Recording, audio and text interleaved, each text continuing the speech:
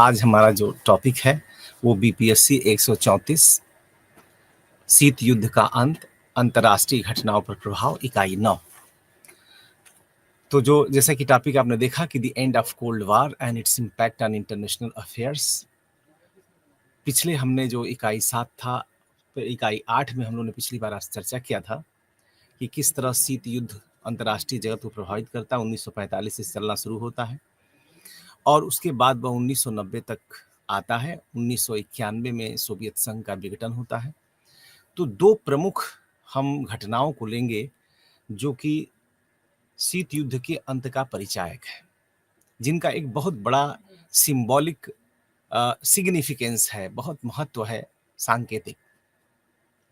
पहला, unification of Germany. यह वही जर्मनी है जिस तरह से शीत युद्ध की शुरुआत होती है, बर्लिन ब्लॉकेड होता है और पहली बार दुनिया जो है वो दो महाशक्तियों को एक दूसरे के आमने सामने देखती है, एक दूसरे से टकराते हुए देखती है।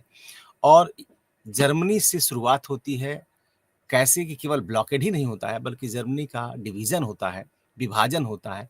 और जर्मनी का विभाजन शीत युद्ध की शुरुआत या कह लीजिए कि स्टेपिंग स्टेप की तरफ से है, स्टोन की तरह से है। तो ठीक हम उसी जर्मनी को फिर दोबारा ले रहे हैं शीत युद्ध के अंत के रूप में, कि जिस तरह से जर्मनी के विभाजन ने शीत युद्ध की शुरुआत की थी, ठीक उसी प्रकार से जर्मनी के एकीकरण ने शीत युद्ध के अंत की घोषणा की। यह भी एक सुखद संयोग कहा जा सकता है, एक संयोग कहा जा सकता है। दूसरा कि शीत युद्ध की जो दो महाशक्तियां एक दूसरे के आमने सामने थीं, जो 1945 के बाद से जो इमर्जिंग वर्ल्ड ऑर्डर को अपने हिसाब से डोमिनेट करने की कोशिश कर रही थीं, वे ही दो महाशक्तियां हमारे सामने चर्चा के विषय के रूप में प्रमुख रहेंगी। जिसमें से जो दूसरी महाशक्ति थी, जो कम्युनिस्ट वर्ल्ड को रिप्रेजेंट कर रही थी, सोवियत यूनियन, जो विश्व की सबसे ताकतवर बनने के साथ साथ सबसे बड़ा देश जो था सोवियत संघ, वो 1991 आते आते बल्कि 90 के अंत में ही विभाजन की ओर बढ़ने लगा और एक के बाद एक देश टूटने लगे। और 1991 की शुरुआत में ही लगभग 15 देशों में यह देश विभाजित हो गया। तो जिस सोवियत यूनियन ने सेकेंड वर्ल्ड वॉर के तुरंत बाद 1945 में संयुक्त राष्ट्र संघ के गठन के साथ ही अमेरिका को चुनौती देना शुरू किया और पुरानी जितनी भी महाशक्तियां थी, चाहे वो ब्रिटेन हो, चाहे फ्रांस हो, इटली हो, ये सब के सब पीछे छूट गई। जर्मनी, जापान पीछे छूट गए और 1945 के बाद जो दो महाशक्तियां सामने आई, जो दोनों मित्र राष्ट्र के रूप में एक साथ लड़ रही थी, हिटलर की जर्मनी और मुसोलिनी के इटली के खिलाफ, वे दोनों ही शक्तियां शीघ्र ही एक दूसरे के आमने सामने हो गईं, प्रतिस्पर्धा में हो गईं, एक दूसरे से युद्ध की स्थिति में कई कई बार आते आते रह गईं। और इन दोनों के बीच का जो परस्पर प्रतिस्पर्धा, परस्पर वैमनस्य और डोमिनेशन को लेके जो कॉन्फ्लिक्ट था, उसी से शीत युद्ध का जन्म हुआ। दूसरी महाशक्ति जो कि दुनिया को अपने हिसाब से चलाना चाह रही थी, स्वयं ही विखंडित होती है और ये दो महाशक्तियां शीत युद्ध के अंत का शंखनाद है। कि शीत युद्ध कैसे समाप्त होता है, इसको ये पूरी तरह से सिग्निफाई करते हैं, ये पूरी तरह से स्पष्ट करते हैं। अब जब शीत युद्ध समाप्त हुआ तो हम लोग का टॉपिक है कि अंतर्राष्ट्रीय जगत पे इसका प्रभाव क्या हुआ। तो इसका अंतर्राष्ट्रीय जगत पे साफ साफ प्रभाव दिखाई पड़ता है कि पहला ये कि जो अमेरिका चाहता था कि दुनिया हमारा लिबरल डेमोक्रेटिक वर्ल्ड ऑर्डर के सिद्धांत को माने, या वो ये माने कि अमेरिकन लीडरशिप को माने, क्योंकि यहाँ सिद्धांत से अधिक शक्ति की लड़ाई थी, डोमिनेंस की लड़ाई थी, अपने वे की लड़ाई थी, this my way and our highway. एक जो आजकल बहुत फेमस डिक्टम है कि या तो आप हमारे हिसाब से चलिए या फिर आप रास्ता देखिए। तो अमेरिका की भी इच्छा यही थी, सोवियत संघ की भी इच्छा थी, लेकिन सोवियत संघ के विघटन, विभाजन के बाद, शीत युद्ध के समापन के बाद अमेरिका ने पूरी दुनिया को अपने नेतृत्व में कर लिया और बार बार अपने को दुनिया के सामने ऐसे प्रस्तुत करता था कि मानो हमारा कोई विकल्प न हो, हम एक इंडिस्पेंसेबल कंट्री के रूप में हैं और हम एक ऐसे देश हैं जो दुनिया की लिबर्टी को, इक्वलिटी को, लिबरलिज्म को और डेमोक्रेसी को रिप्रेजेंट करते हैं। डेमोक्रेसी ही अल्टीमेट फॉर्म है जिसको दुनिया के सभी लोगों को स्वीकार करना चाहिए। जो इकोनॉमिक लिबरलिज्म अमेरिका लेके चलता है, जिसको हम वाशिंगटन कंसेंसस के नाम से जानते हैं, इसको दुनिया को अपनाना चाहिए। इतना ही नहीं, जो डिसइंटीग्रेशन की प्रोसेस शुरू हुई थी सोवियत यूनियन से, उसके मित्रों के ऊपर भी दिखाई देनी शुरू हो गई और जो चेकोस्लोवाकिया एक काफी मजबूत देश के रूप में शीत युद्ध के दौरान साथ देता रहा, वही शीत युद्ध के समापन के समय में हम देखते हैं कि किस तरह से चेक और स्लोवाकिया 2 देशों में बँट जाता है। वही हाल यूगोस्लाविया का होता है। यूगोस्लाविया तो नैम का भी सदस्य रहता है और इस प्रकार से यूगोस्लाविया का भी 90s के दशक के आखिर में विभाजन, चेकोस्लोवाकिया का आरंभ में विभाजन, इस जो विभाजन की प्रक्रिया जिसको हम कह सकते हैं कि विखंडन की जो प्रक्रिया चली थी, उसको रूपायित करती है। अब हम अगर देखना चाहें तो ये अमेरिकन लेड वर्ल्ड जो है, अमेरिकी आर्डर को, अमेरिकी डोमिनेंस को तो दिखाता ही है, साथ में एक खास प्रकार के इकोनॉमिक सिस्टम को जिसे हम प्राइवेटाइजेशन और लिबरलाइजेशन के 2 नाम से जानते हैं और जो तीसरा नाम 1990 के दशक में, बल्कि 1990 के दशक के मध्य के बाद से जो लोकप्रिय हुआ, वो हुआ ग्लोबलाइजेशन। तो अमेरिका कहता है कि वास्तव में जो दुनिया में ये प्रोसेस है, हम उसके एक तरह से हेराल्ड करने वाले हैं, हम इसके एक तरह से बीकन है, सोर्स ऑफ लाइट है, सोर्स ऑफ इंस्पिरेशन है और दुनिया को हमसे लिबरलाइजेशन सीखनी चाहिए, दुनिया को हमसे डेमोक्रेसी सीखना चाहिए और हम जैसा कहें, जिस चीज़ को सही माने, उसको लेकर के आगे चलना चाहिए।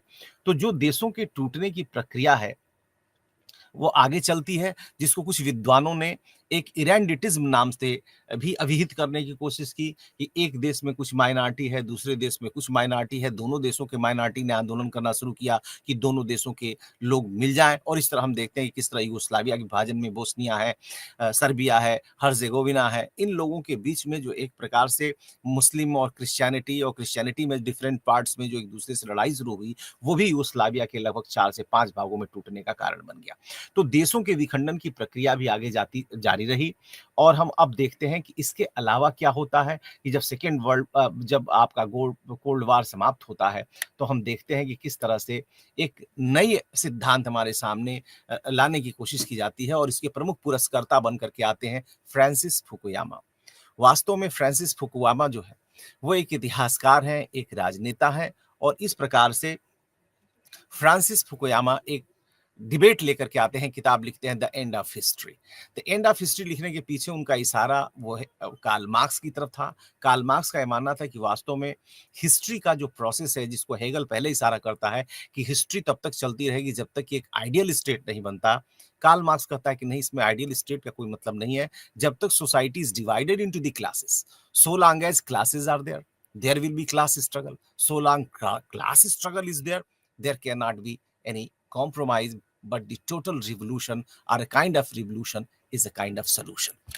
Therefore, for Karl Marx, the history will end only when the classes are not there in society. So a classless society or a communist society will signify the end of history. But that classless society could never come. Society has always been divided in multiple parts. Even in Soviet Union, in China, are more declared communist country, are the leader of communist world was Soviet Union, but it never declared the classless society. It was always a socialist state. So for Francis Fukuyama, the end of history will signify when there are no ideological classes, be that between the classes, be it between the ideologies. For him, the victory of United States of America post-Cold War or the defeat and disintegration of Soviet Union is basically a kind of symbol which tells the world that yes, one kind of ideology has been defeated and the world has accepted the universality of liberal ideas, democratic ideas, and therefore the history ends now because there is no conflict. So according to Karl Marx, also this is the end of the history. According to the liberal theory, it is also the end of the history. Soon we found that this end of history is exposed to different kind of contradictions. और सबसे बड़ा contradiction आता है सामने तब जब हम देखते हैं कि 90 के दशक में गल्फ वार शुरू होती है, फिर एक रिलीजियस फंडामेंटलिज्म और कम्युनलिज्म के साथ साथ जो रिलीजियस टेररिज्म हमारे सामने सामने आता है वेस्ट एशिया में खासकर, मिडिल ईस्ट में खासकर, वो इस बात को दिखाने के लिए काफी था कि न तो दुनिया ने अफ्रीका से लेकर लैटिन अमेरिका, वेस्ट एशिया कहीं भी डेमोक्रेटिक फॉर्म ऑफ लाइफ को पूरी तरह स्वीकार किया, न ही उसने लिबरलाइजेशन को पूरी तरह स्वीकार किया और न ही वो डेमोक्रेटिक लिबरल वैल्यूज में विश्वास करता है, बल्कि ज्यादातर अगर हम देख रहे हैं कि कम्युनलाइजेशन और जो डॉगमेटिज्म है, लोगों का जो अपने तथाकथित धर्म और रूढ़ि और प्रथाओं के प्रति जो आसक्ति है वो बढ़ती जा रही है। ऐसे में जिस वेव ऑफ डेमोक्रेटाइजेशन की सैमुअल पी हंटिंगटन बात करते हैं, कुछ ही दिनों में उनकी दूसरी थ्योरी सामने आती है, that is the clash of civilization. और उस थ्योरी को भले बहुत सारे विद्वान आदर्श में या उदार होने की वजह से रिफ्यूज करते हो, रिफ्यूट करते हो, लेकिन उसमें एक ग्रेन ऑफ ट्रूथ है कि जो ये दिखाता है कि किस तरह से जब लिबरलाइजेशन बढ़ता है, किस तरह जब ग्लोबलाइजेशन का आर्डर आगे बढ़ता है, दुनिया एक दूसरे के निकट आती है, विभिन्न प्रकार की आइडियोलॉजी, खासकर रिलीजियस आइडियोलॉजीज एक दूसरे से नजदीक आने के बाद बजाय एक दूसरे से गिव और टेक करने के, they are basically on the verge of clash, they are on the verge of war, and this war is not going to the end soon, not going to end soon. Therefore there is no end of history, but the history continues between the clash of ideas, clash of ideologies, and moreover it is the clash of religious fundamentalism on the one hand and democratic order led by United States of America and other liberal friends and allies on the other. So this clash is going on, and there will be no end of the history. So this debate post Cold War is also very significant, and this debate also influenced to the certain extent, to the large extent we can say, the emergence of global order, to the emergence of new world structure, and it influenced the world affairs also. We now see the next step are the next events we will discuss in the light of these two ideologies, that how the emergence of liberal world हमारे सामने किस तरह से आ रहा है। तो हम देखते हैं कि एक तरफ डिसइंटीग्रेशन का प्रोसेस है, तो दूसरी तरफ इंटीग्रेशन का भी प्रोसेस है। यद्यपि हम अगर दोनों में तुलना करने की कोशिश करें तो डिसइंटीग्रेशन ज्यादा हो रहा है, इंटीग्रेशन कम हो रहा है, लेकिन फिर भी हो रहा है। और हम 1993 की ट्रीटी ऑफ मैस्ट्रिक्ट का उदाहरण दे सकते हैं, जिसने पोस्ट कोल्ड वार वर्ल्ड को बहुत कुछ हद तक प्रभावित किया। यूरोप यूनाइटेड हुआ, 27 देश एक दूसरे के साथ मिलकर के यूरोपियन यूनियन बनाते हैं। यूरोपियन यूनियन कोई एक दिन में नहीं बनता है, और नहीं ये सीधे हम कह सकते हैं कि शीत युद्ध का ही परिणाम है, लेकिन यह शीत युद्ध का प्रभाव जरूर है, परिणाम भले ना हो। क्योंकि हम देखते हैं कि 1945 में जब दुनिया एक नए दिशा में बढ़ रही है, तो 1948-49 से ही यूरोप के देशों ने एक दूसरे को गले लगाना शुरू कर दिया, क्योंकि उन्होंने देखा था कि पिछले 1000 वर्ष का जो उनका इतिहास था, एक दूसरे के साथ गला काट इतिहास था। War of roses, 100 years war, 30 years war, which was suspended post Westphalian Treaty. So Europe was fighting with each other, amongst each other. They were basically paying for the blood of each other, and the European continent subcontinent was basically a clear-cut depiction of what Thomas Hobbes said, the state of war. So this state of war prolonged for 500 to 600 and up to 1000 years, we can say, which started post 1000 and lasted up to the 1945. And two great world wars, which are called world wars 1 and 2, both were concentrated into Europe. We see the emergence of international order in 16th and 17th century also is the epicenter is Europe. So Europe has always a greater role to play post 90s, after the emergence of a new kind of world order under the leadership of America. Yes, we find that Europe is basically sidelined post 1945, as America is leading the world, and Europe is playing the second fiddle. With its treaty of NATO in 1949, Europe is aligning with America, but it's a junior partner. But in 1990s, we see that European Union comes to the world stage and tries to influence not only the economic order, but also it is influencing the political order. Therefore, this Treaty of Maastricht could be cited as a very significant treaty, which is now influencing the world. And the second, we see the emergence of WTO from 1995. We see how the Uruguay rounds of TAG, which is called General Agreement of Trade and Tariff, GATT, which lasted pre-April 1994. And it is also, we can also witness the emergence of this talk and negotiation during 50s, and from 1950s up to 1990s, we see for prolonged 30 to 35 years of negotiation, we come to this Marrakesh round, and this Marrakesh round was responsible for creation of one of the grand organization which is called WTO. This WTO, World Trade Organization, was basically assigned the task of liberalization and privatization and leading the economic prosperity, providing the opportunity for all those countries which are lagging behind and were not getting enough opportunity. The WTO was a beacon of hope, a ray of hope, a light of hope for those emerging, developing, least developing countries. So this was going to provide, it promised a new economic world order. Now we see how this emergence is going to help the post 1990s. We now see another kind of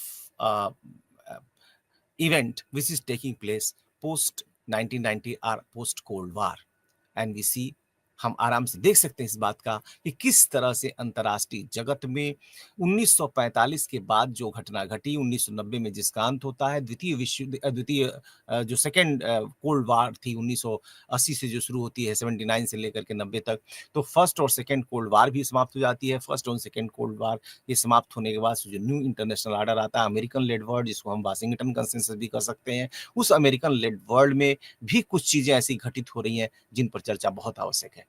पहली चीज कि ठीक है कि WTO के emergence के बाद से एक ग्लोबलाइजेशन की वेव चली।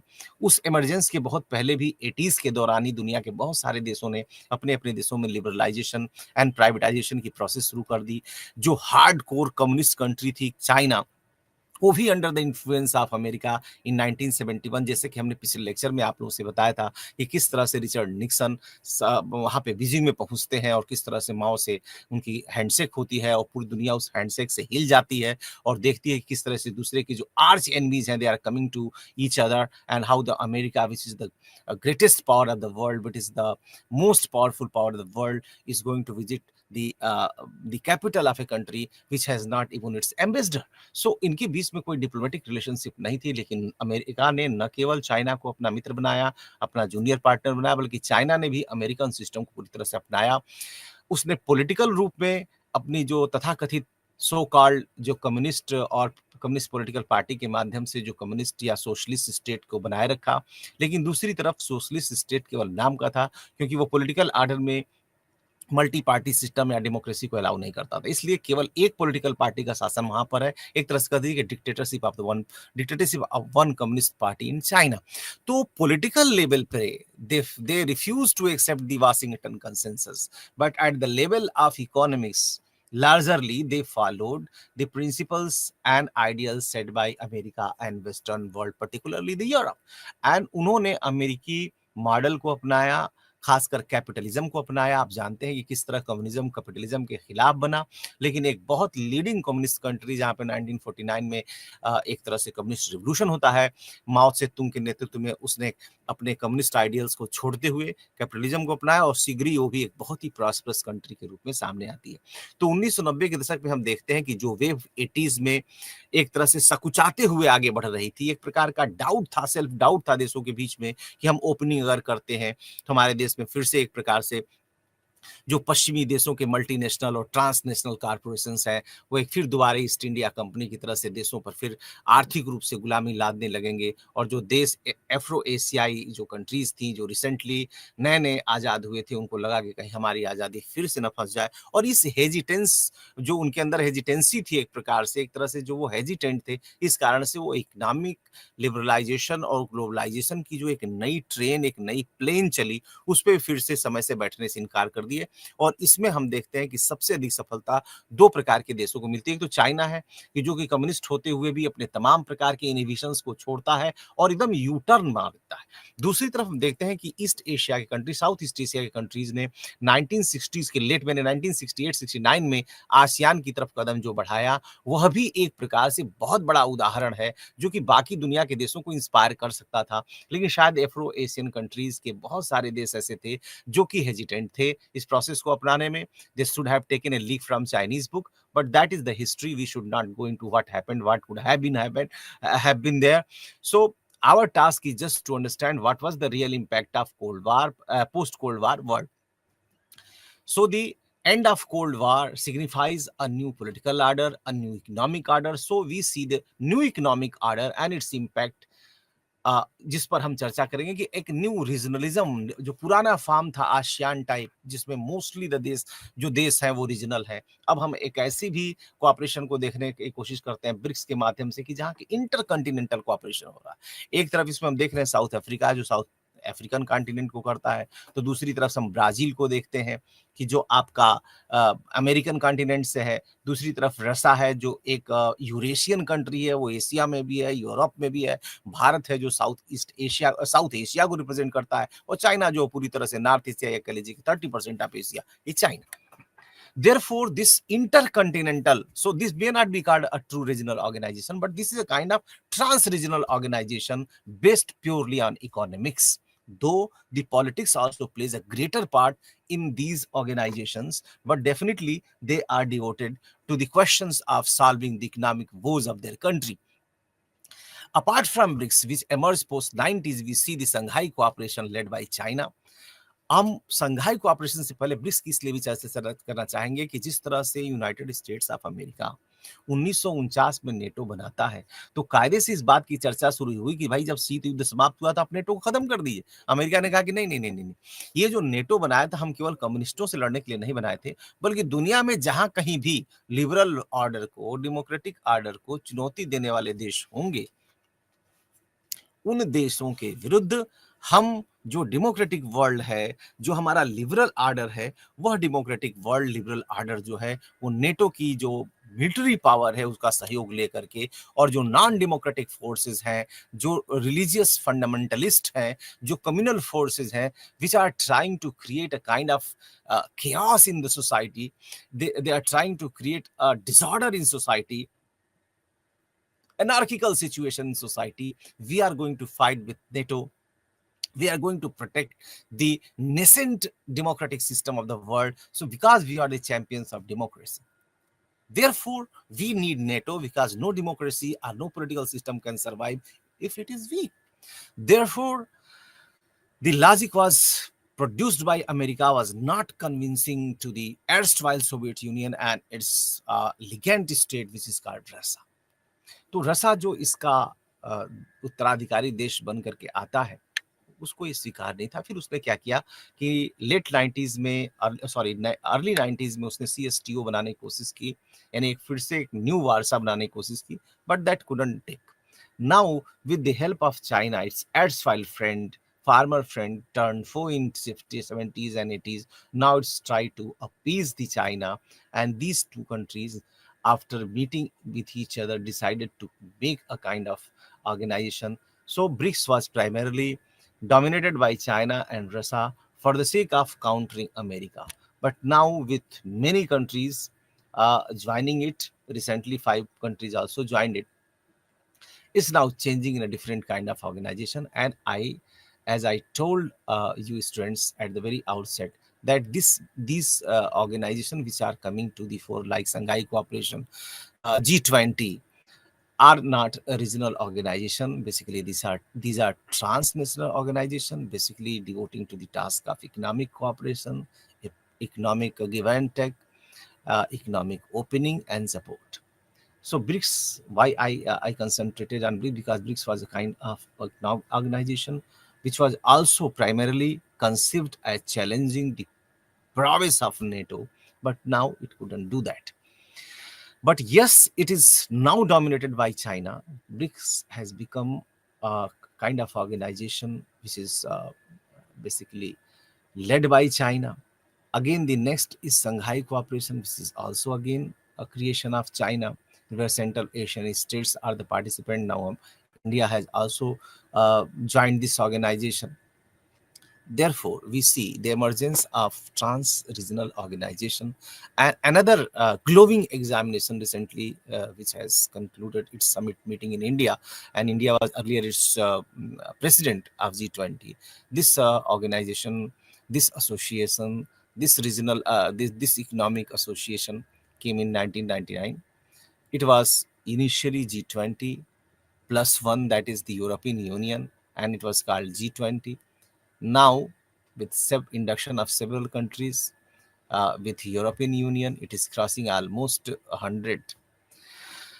Therefore, we can say that again it's heading towards a new NAM, where the membership becomes a kind of prestige and again a kind of problem. So prestige and problem both.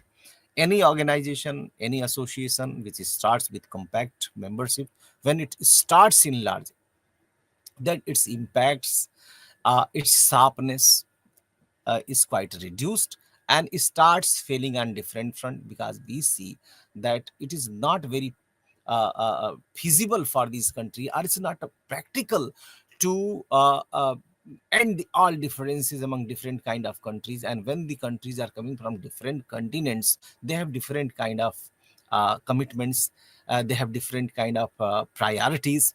Therefore you cannot make such a large organization and still you want to play very effective role on the world. So the way this G7 is playing for last many decades very effective role on world stage, G20 was also expected to play the same, and this dominated by mainly developing countries and Europe. But now we see with its enlargement, there is a self doubt, there is a doubt in the mind of many political analysts that it will not be very effective as it has been today.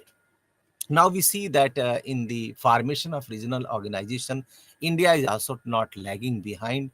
India also tried before this BIMSTEC a new kind of regional organization in 1985 with the leadership of Rajiv Gandhi as Indian Prime Minister, and from leadership coming from Bangladesh, from Sri Lanka, and from other regional countries, and we made SAR, South Asian Association for Regional Cooperation, in which Bangladesh took the initiative for this. Rajiv Gandhi supported this initiative, and SARC became a reality, started playing good role also, give and take started, and a kind of hope was generated that soon we see a new kind of ASEAN in South Asia also. But unfortunately, we see whenever Pakistan is anywhere near India, it has one single pointed agenda of raking up controversial issues, the issues left over by the history of our bitter partisan on the basis of communalism, led by its founder member, Mr. Muhammad Ali Jinnah. And this negativism, the negativism of its existence, its birth, is continuously haunting it. And world is witness to this phenomena that Pakistan is surely heading towards failure. So Pakistan's negative role, its negative mentality, its negative genesis, and the emergence of army there as a custodian of Pakistani state, we see that Pakistan is failing one after the other. No democratic government which has been elected by the people has been allowed to complete its term, full term. And whenever any government tries to befriend India, like Nawaz Sharif, the army steps in and removes that government, arrest the prime minister, send him or her to jail. Many times politicians are murdered at the behest of army. Therefore, Pakistan has become anarchical state, a failed state completely. And we don't need to discuss it so large, but the emergence of or the need for BIMSTEC arose from the very failure of SARC, and no country in the region is responsible for its failure except Pakistan, which never left any stone unturned for stalling the progress of SAFTA, South Asian Preferential Trade Agreement. Then we decided to have SAFTA, South Asian Free Trade Association, prior to emergence of WTO. So the leadership from South Asia is sagacious, visionary. It could see a kind of cooperative system in South Asia, but due to these problems generated by most of the time by Pakistan and sometimes other regional countries, the SARC could not play any effective role, and it's now almost dead. Then India again took the leadership and decided to make another regional organization in which Bangladesh, India, Myanmar, Sri Lanka, Thailand came together for economic cooperation, technological cooperation, scientific cooperation, and this organization came into being. Now, still we see that it has a greater role to play, but it's not able to play its full potential. And we hope that the leaders of this organization, BIMSTEC, will come to a kind of understanding where they will strengthen it and will try to play an effective role in regional and international politics. We see now the next uh, uh, impact of the post Cold War events that जैसे ही दुनिया में हम देखते हैं कि एक प्रकार की आशा बढ़ती है शीत युद्ध के समाप्त होने पर, जो तनाव समाप्त होता है, जो एक प्रकार की अस्थिरता और भय का भाव है कि कब लड़ाई किस देश में शुरू हो जाए, कौन से देश की तरफ से अमेरिका आ जाएगा, किस देश की तरफ से रूस आ जाएगा, ये कहना कठिन था। हमने देखा किस तरह से भारत और चाइना की लड़ाई में बहुत सारे देश चुप बैठे हुए थे। लास्ट में भारत को साथ देने के लिए अमेरिका और ब्रिटेन आते हैं और इसका मित्र देश जो रहता है वो रूस तब न्यूट्रलिटी को अपना लेता है। 1971 में ठीक इसके उलट हम देखते हैं कि जब पाकिस्तान से भारत की लड़ाई होती है तो पाकिस्तान को मदद करने के लिए अमेरिका आ जाता है और भारत की मित्रता रूस से रहती है। जब भारत अकेले ही काफी था पाकिस्तान को परास्त करने के लिए, और पाकिस्तान को भारत ने अपने ही दम पर हराया, उसको किसी रूस की जरूरत नहीं थी। लेकिन हाँ, जो जो कोल्ड वार की खतरनाक मानसिकता जनरेट हो गई थी और उसी का फायदा उठाते हुए पाकिस्तान ने अमेरिका को इस बात के लिए कन्विंस कर लिया कि यदि भारत हमको डोमिनेट करना शुरू कर लिया तो ये जीत भारत की नहीं सोवियत संघ की होगी। ऐसे में अमेरिका कन्विंस हुआ, अपना छठा बेड़ा जो एंटरप्राइज है उसको भेजता है भारत को डराने धमकाने के लिए। लेकिन इसी बीच में हम देखते हैं कि किस तरह शीत युद्ध की राजनीति को ही रूपायित करते हुए उनको काउंटर करने के लिए सोवियत संघ अपना सातवां बेड़ा वहां पर भेजता है और इस प्रकार से ये जो एक दूसरे को रोकने की जो प्रक्रिया कंटेनमेंट की चलती है दोनों के बीच में वहां भी जारी रहती है। तो ये चीजें जो हैं हम अंतर्राष्ट्रीय जगत में देखते हैं कि किस तरह से ये देश एक दूसरे के खिलाफ जाते हैं बजाय सीधे एक दूसरे के आने के लिए। ये विभिन्न प्रकार के ऐसे देशों को जो कि एक दूसरे के खिलाफ हैं, एक दूसरे से लड़ सकते हैं या एक दूसरे के बीच में वैमनस्य का भाव है, कैसे उनको हम इस तरह से चढ़ाएं, कैसे स्टोक फियर करें उनके अंदर कि they are on the verge of war and they both the countries love such kind of situation, one starts to helping the one, and this also happens in prior to 1990s in the West Asia also. West Asia में भी हम देखते हैं कि एक तरफ Iraq की तरफ कभी शुरू में अमेरिका रहता है जब वो सेंटो सीटो बनाता है, कुछ ही दिनों बाद हम देखते हैं कि जैसे ही ईरान और इराक अलग होते हैं तो ईरान की तरफ फिर अमेरिका आ जाता है। फिर ईरान में एक तरह से मोसैडिक के आने के बाद से नेशनलाइजेशन की प्रोसेस शुरू होती है। फिर वहाँ पर जो उनका तख्ता पलट होता है जिसमें अमेरिका का हाथ बताया जाता है क्योंकि वहाँ पर तेल कंपनियों का वो राष्ट्रीयकरण करने की कोशिश करते हैं।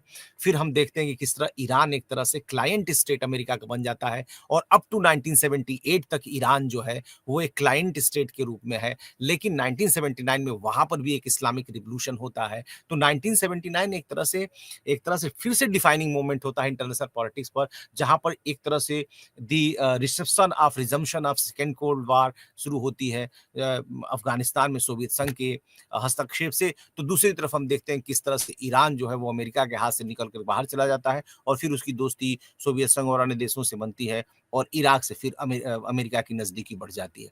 तो ऐसे में एक देश अमेरिका की तरफ होता है तो दूसरा देश जो सोवियत संघ की तरफ होता है। उसी तरह इसराइल में और अरब देशों में इसराइल को ब्लाइंड सपोर्ट देता है अमेरिका, बाकी देशों से भी उसके अच्छे संबंध है, लेकिन इजराइल की खिलाफत करता है रूस। तो ये जो एक तरह से असमंजस, एक युद्ध वैमनस्य का भाव अंतर्राष्ट्रीय जगत में व्याप्त था, तो उसके बाद ये आशा बध गई कि भाई जैसे ही शीत युद्ध समाप्त हो रहा है तो अब दुनिया में शांति और साहचर्य और मैत्री का भाव आएगा। लेकिन हम देखते हैं कि तुरंत ही इस बीच में कि किस तरह से इराक की एक गलती ने अंतर्राष्ट्रीय जगत को एक विश्व युद्ध के कगार पर लाके खड़ा कर दिया। लेकिन सोवियत संघ के अंतर्राष्ट्रीय जगत से पराभव के कारण से विश्व युद्ध तो नहीं हुआ, लेकिन विश्व में एक बहुत बड़ा युद्ध जरूर हुआ और उसे हम गल्फ वार के नाम से जानते हैं, जहां पर इराक ने कुवैत पर कब्जा कर लिया और कुवैत चूंकि एक अमेरिका का मित्र देश और भी साफ शब्दों में कहा जाए तो था। अमेरिका और उसके मित्र देशों ने इसको एक प्रकार से अपने लिए चैलेंज देखा, उन्होंने उनको वार्न किया और उस वार्निंग को शायद he failed to decipher that, and the result was total devastation of Iraq, and this is known as Operation Enduring Freedom in 1990s. इसको हम डेजर्ट स्टार्म के नाम से जानते हैं। It was led by George W. Bush Senior, the father of George W. Bush, who later came to the later claimed to play and start the Gulf War too. Now we see Gulf War 1990 में again a defining moment है, न केवल एक प्रकार से waste Asia में हो रही लड़ाई और भय और आशंका के माहौल को बढ़ाने के लिए, बल्कि इससे भी बड़ा कि अमेरिका की एक तरफा ताकत को प्रदर्शित करने के लिए, अमेरिका की लीडरशिप को और भी मजबूत करने के लिए इस युद्ध को हम एक उदाहरण के रूप में देख सकते हैं। उसके बाद हम देख सकते हैं किस तरह बढ़ी हुई ताकत से अमेरिका यूगोस्लाविया पर बॉम्बिंग करता है, किस तरह से वो चेकोस्लोवाकिया के विखंडन के समय वहां बैठा रहता है। तो ऐसी स्थिति में दुनिया के किसी भी देश में, किसी भी क्षेत्र में, चाहे वेस्ट एशिया हो, फार ईस्ट हो, साउथ चाइना सी हो, एटलांटिक हो, पैसिफिक हो, इंडियन ओशन हो, हर जगह जहां कहीं किसी भी प्रकार की ला का प्रश्न है, जहां कहीं भी एक निर्णायक भूमिका निभानी बात है, तो वहां पर क्षेत्रीय देशों की स्थिति नहीं ऐसी है कि जो कुछ कर सके। उन्हें हमेशा अमेरिका की ओर देखना है और हर जगह अमेरिका इस बात को लेकर सतर्क है कि भाई देखिए, हमारे बिना तो कोई चीज नहीं हो सकता, because we are the indispensable country, we know the truth, we know the real situation, and therefore you have to do what I say. Therefore, it is started from 90s, early 90s, and it's again got much more strengthened position day after the day, event after the event. And this again, NATO bombing by uh, led by America on Yugoslavia was not a very insignificant event, but it also tried to convey the signal to the world that yes, America is indispensable. After the crisis of Yugoslavia, we see that the next stage of international politics 1990 के बाद जब हम लोग शीत युद्ध की